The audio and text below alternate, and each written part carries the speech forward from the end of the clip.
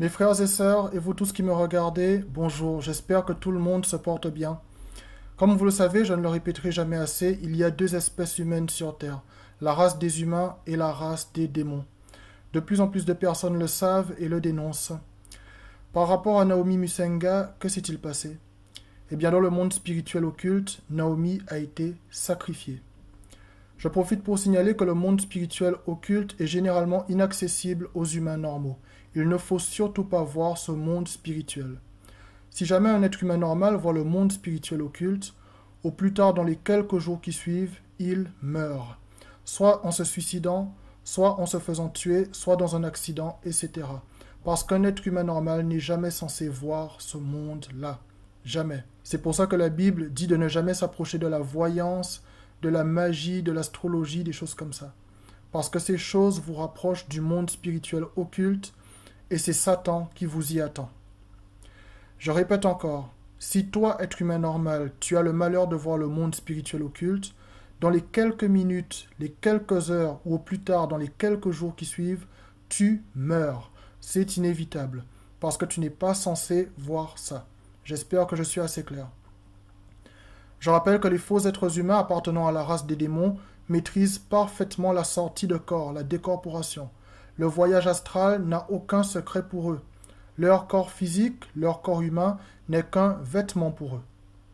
Donc lorsque ces démons sous forme humaine ont vu que tu es sacrifié dans le monde spirituel occulte, ta mort, ils la matérialisent dans le monde réel, dans le monde physique. Naomi Musenga a été sacrifiée dans le monde spirituel occulte par les démons sous forme humaine. Ensuite, ils ont mis à exécution sa mort dans le monde réel. C'est comme ça que ça fonctionne. Naomi a contacté le SAMU. Elle a eu la malchance de tomber sur une opératrice qui appartient à la race des démons. En tant que telle, par ses pouvoirs de voyance, l'opératrice a tout de suite vu qu'elle était sacrifiée dans le monde spirituel occulte. Alors l'opératrice a fait preuve d'un mépris quasi automatique vis-à-vis d'elle. Naomi n'avait aucune chance de s'en sortir. Dans l'enregistrement de la conversation, vous avez vu que l'opératrice n'a respecté aucune procédure. Normalement, lorsqu'une personne est dans un tel état de souffrance, la moindre des choses, le b.a.-ba d'une opératrice au téléphone, c'est de rassurer la personne, de lui dire de garder son calme, lui dire que tout ira bien. C'est la base, c'est le b.a.-ba de ce métier. Là, vous avez vu que l'opératrice n'a rien respecté du tout. Les procédures n'avaient plus aucune importance pour elle. Par ses pouvoirs démoniaques, l'opératrice a vu que Naomi était sacrifiée. L'attitude de l'opératrice est alors devenue satanique. Naomi lui dit au téléphone qu'elle sent qu'elle va mourir, et l'opératrice lui répond avec une moquerie et un cynisme incompréhensible que tout le monde va mourir un jour de toute façon. On est véritablement dans le tragique et le grotesque le plus absolu. Tu appelles une employée du SAMU pour ne pas mourir, et elle t'annonce qu'on va tous mourir. Il s'agit sans aucun doute possible de l'attitude déviante d'un démon. Qu'importe l'endroit où Naomi aurait appelé à l'aide, même SOS médecin, si au bout du fil elle était tombée sur une autre personne appartenant à la race des démons, cette autre personne n'aurait eu aucune pitié et ne lui aurait proposé aucune solution. C'est le genre de tragédie qu'on peut relier à l'affaire Eliane Kabil, ce genre d'affaire où le corps médical laisse soudainement apparaître un visage sombre et provocateur. La vérité, c'est qu'il y a des démons sous forme humaine qui travaillent aussi à l'hôpital, qui se reconnaissent entre eux dans le monde des ténèbres, entre décorporation, voyages astraux et compagnie. Et cette race de démons sait qu'elle doit conserver un quota de sacrifices humains à Satan. Alors une fois que tu deviens leur sacrifice dans le monde spirituel occulte, où que tu puisses aller dans le monde, c'est terminé pour toi. Ils sont partout, ils sont la deuxième humanité de ce monde, tu ne peux pas leur échapper. Ce qui est à anticiper et à déplorer à l'avance dans l'affaire Naomi Musenga, c'est que beaucoup de personnes vont tomber dans le piège de la question raciale. Ils vont penser que la petite africaine, Naomi, a été négligée par deux méchantes femmes blanches qui n'en avaient rien à faire de sa souffrance parce qu'elle était africaine. Des associations antiracistes vont entrer dans la danse, ça va faire les choux gras des médias, etc. L'opinion publique va tomber dans le piège de la question raciale, ne comprenant même pas que c'est une affaire satanique. On va parler de la France raciste, de la France esclavagiste, peut-être bientôt d'un ADN raciste, d'un chromosome raciste. Combien de temps allons-nous jouer à ce triste jeu? Et combien de temps allons-nous continuer à avaler des mensonges médiatiques sur l'esclavage africain? Non, le peuple français n'a jamais été à l'origine de l'esclavage. J'ose le dire. Le peuple français était beaucoup trop pauvre. C'était un peuple de paysans, d'éleveurs, d'agriculteurs qui n'avaient rien demandé à personne. Un matin de l'année 1642, le peuple apprend que son dirigeant, le roi Louis XIII, ce démon sous forme humaine, comme le sont presque tous nos dirigeants d'ailleurs, a pris la décision d'autoriser l'esclavage aux Antilles. Le peuple français est désemparé, comme on l'est aujourd'hui lorsqu'on apprend que nos dirigeants décident de bombarder un territoire dans le monde sans aucune consultation. L'esclavage est aboli une première fois en France en 1794 et puis est rétabli en 1802 par un autre démon, Napoléon Bonaparte. Le peuple français n'y est pour rien. Aucun être humain normal ne se réveille avec l'idée de prendre un bateau, d'aller en Afrique capturer des gens, de les enchaîner dans le bateau, de traverser l'océan Atlantique pour arriver aux côtes américaines et de mettre en esclavage aux Antilles les gens capturés en Afrique. Vous ne voyez pas que le plan est trop machiavélique et trop élaboré pour venir d'un être humain normal? Ce plan vient tout droit des démons sous forme humaine, de ces faux êtres humains du monde des ténèbres et de leur chef Satan, qui est le prince des ténèbres. Et ce qui est malheureux, c'est qu'il suffit que quelques démons naissent sur Terre et prennent la forme d'hommes blancs, de femmes blanches ou d'autres races, pour que le discrédit soit jeté sur toute une race de gens du quotidien qui n'ont rien demandé à personne. On est bien dans le monde de Satan, il n'y a pas à dire. Dans l'histoire, il a suffi de quelques démons sous forme humaine pour faire passer les blancs pour les méchants et faire passer les noirs pour les tristes victimes, alors que les démons sous forme humaine sont des deux côtés du manche. Durant l'esclavage, il y avait des Africains qui vendaient d'autres Africains. Tout le monde le sait. Ces Africains qui vendaient leurs propres frères, vous croyez qu'ils étaient humains? Les dirigeants africains qui pillent leur peuple aujourd'hui, vous croyez que ce sont des êtres humains? Les démons sont des deux côtés du manche. Ils sont dans la manifestation et dans la contre-manifestation. Ils sont dans le racisme et dans l'antiracisme. Ouvrez les yeux. Et cette race de démons est mentionnée dans les ouvrages du passé. Est-ce que vous saviez que Caïn dans la Bible était de la race des démons? Non?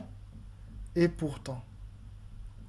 Conférence morale sur les mystères de notre Seigneur Jésus-Christ. C'est un ouvrage paru en 1691 qui confirme cette réalité. Lisons-le ensemble, page 34. La première femme, qui fut Ève, donna naissance à un démon fratricide quand elle fit naître Caïn, qui fit mourir son frère. Démon fratricide. Eh oui, c'est écrit. Est-ce que vous saviez que Judas Iscariote était de la race des démons? Non? Et pourtant. C'est écrit dans votre propre Bible. C'est Jésus-Christ lui-même qui le dit. Jean chapitre 6, verset 70. Jésus leur répondit, « N'est-ce pas moi qui vous ai choisi, vous les 12, et l'un de vous est un démon ?» Fin de citation. Jésus faisait clairement référence à Judas Iscariote. C'est écrit. Alors certains me disent, « Oui, t'es bien gentil, mais la Bible a été écrite par des hommes. » Alors je leur réponds, « Mais ton livre de science, il a été écrit par qui? Par des hippopotames? Dieu a toujours utilisé des humains pour faire les choses. Tu voulais que la Bible soit écrite par qui? Tu voulais qu'elle sorte du néant? Parfois, il y a des gens qui ont des drôles de logique. Je préfère en rire. Alors évidemment, le diable a tout fait pour salir tout ce qui a un rapport avec Dieu. Et ça continue jusqu'à maintenant. Satan a placé des agents, il a infiltré des démons sous forme humaine dans le christianisme, qui sont venus avec des perversions et des pratiques déviantes, voire complètement cruelles. L'Inquisition, par exemple, ça vient tout droit de Satan. Citez-moi un verset de la Bible où il est dit qu'il faut brûler des sorcières au bûcher. Ça n'existe nulle part dans la Bible. Mais le diable a été suffisamment vicieux pour placer tout au long de l'histoire du christianisme des démons cruels qui avaient pour but de salir au maximum tout ce qui a un rapport avec Dieu. C'est ça la réalité. Les démons sous forme humaine, vous avez pu constater qu'ils sont complètement protégés par le système. Les affaires de pédophilie et de meurtre d'enfants, affaires classées sans suite, ou qui ne font même pas l'objet d'un procès, sont les meilleures preuves de leur domination. Je rappelle que les faux humains appartenant à la race des démons sont dans toutes les sphères de la société. Pour preuve, les démons qui endossent le rôle d'artistes, de stars, de célébrités, tous ne le sont pas, je signale. Si vous leur demandez ce qu'ils faisaient avant de devenir célèbres, ils vous répondront qu'ils étaient employés de fast-food, mécaniciens, conseillers clientèle, chauffeurs de bus, réceptionnistes, etc. Ils ont un parcours apparemment normal. Mais quand leurs instincts démoniaques se réveillent, là, on rigole plus. Alors certains me disent que c'est injuste, que c'est difficile d'intégrer mentalement qu'un être humain naisse avec un statut de démon. Certains me disent qu'aucun être humain ne devrait être définitivement mauvais, que chaque être humain est censé avoir une chance de changer. Et ça, c'est bon signe que vous ayez ce genre de raisonnement. C'est la preuve que vous êtes de véritables êtres humains et que Dieu a placé en vous la foi dans les miracles, dans le changement. Et par la grâce de Dieu, effectivement, les véritables êtres humains changent, mais pas les faux humains appartenant à la race des démons. Les démons, avant même de se matérialiser sous forme humaine, avant de naître quelque part sur Terre, ils savent déjà que leur mission est satanique. Ils ne sont habités que par l'envie de faire le mal, de tromper, de mentir, d'abuser des vrais êtres humains, d'en abuser psychologiquement, physiquement, sexuellement. Tout ça pourquoi ? Parce qu'ils savent qu'ils n'ont plus accès ni au lieu céleste, ni au paradis. Et c'est pour punir les véritables êtres humains qui y auront bientôt accès par la grâce de Dieu qu'ils s'en prennent autant à eux sur terre. Pour piéger les êtres humains, les démons sous forme humaine ont une arme fatale, la séduction. Ce sont des êtres séducteurs, ils ne sont ni femmes ni hommes. Ils prennent la forme de femmes ou d'hommes, mais ils n'en ont pas les caractéristiques comportementales. Ce sont des acteurs. Ils n'ont pas de sexe spécifique. C'est ce qui pousse cette race de démons à imposer au débat public les questions de transgenre, les questions de sexualité débridée. Ils imposent tout simplement au débat public leurs propres dérèglements dus à la rébellion contre Dieu, ainsi que les déviances qui s'en suivent. Malheureusement, le système scolaire est sur le point d'être pris en otage par ces soi-disant questions de société qui sont en réalité les perversions intrinsèques à cette race de démons. Alors, un conseil, mes frères et sœurs, et vous tous qui me regardez, priez pour vos enfants. Et si vous pouvez les retirer de l'école publique et trouver des alternatives qui leur permettent de suivre un cursus en évitant ce genre de cours, n'hésitez pas une seconde. J'ai bien dit si vous pouvez. Au fil du temps, les démons sont parvenus à faire avaler à l'humanité la légende d'une opposition entre une race blanche et une race noire. Ils nous ont fait oublier petit à petit les deux véritables races qui jalonnent l'histoire du monde depuis le péché originel, la race humaine et la race des démons. Alors je profite pour vous dire, mes frères et sœurs, et vous tous qui me regardez, que non, il n'y a pas un peuple noir, mais des peuples noirs. Le peuple camerounais n'est pas le peuple sénégalais, le peuple sénégalais n'est pas le peuple éthiopien n'est pas le peuple malgache. Ils n'ont pas les mêmes origines, les mêmes histoires, les mêmes parcours. De la même façon qu'il n'y a pas un peuple blanc, mais des peuples blancs. Le peuple français n'est pas le peuple britannique n'est pas le peuple portugais n'est pas le peuple russe. Ils n'ont pas les mêmes origines, les mêmes histoires, les mêmes parcours. Voilà le genre de recul que Satan ne veut pas que vous ayez. Aussi longtemps que vous croirez en un peuple noir et en un peuple blanc, Satan vous aura bien nu. Dès que vous aurez intégré qu'il y a une race humaine et une race de démons, là vous commencerez à y voir plus clair. Et le seul qui peut nous préserver des pièges tendus par Satan et par ses démons, qu'ils soient sous forme spirituelle ou humaine, le seul qui peut nous en préserver, le seul qui nous donne accès au paradis par son sacrifice rédempteur, le seul qui nous garantisse la vie éternelle après notre vie terrestre, c'est le Seigneur Jésus-Christ. Et Jésus-Christ nous a demandé une seule chose, avoir foi en lui. Alors oui, les démons sous forme humaine, les faux êtres humains du monde des ténèbres ont des vies antérieures. Oui, ils se réincarnent. Oui, ils ont des pouvoirs magiques. Oui, ils maîtrisent la voyance, la médiumnité. Oui, ils sortent de leur corps physique. Ils maîtrisent le voyage astral. Oui, ils piègent des humains. Ils en sacrifient. Oui, ils s'infiltrent dans les religions. Mais ça ne va pas durer. Le jugement arrive. Ils peuvent porter atteinte à notre chair humaine, mais pas à notre âme. Ne craignez pas ceux qui tuent le corps et qui ne peuvent tuer l'âme. Craignez plutôt celui qui peut faire périr l'âme et le corps dans la géhenne. Et le Seigneur Jésus-Christ nous a rendus éternels. Et le monde passe, et sa convoitise aussi. Mais celui qui fait la volonté de Dieu demeure éternellement.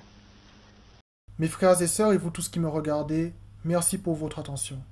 Merci infiniment pour vos messages, et que Dieu vous bénisse abondamment. Que vous soyez blanc, noir, chinois, indien ou autre. Sachez que je vous aime. Représentons Jésus-Christ par l'amour que nous avons pour notre prochain, quel qu'il soit, d'où qu'il soit. Je vous remercie. À très bientôt.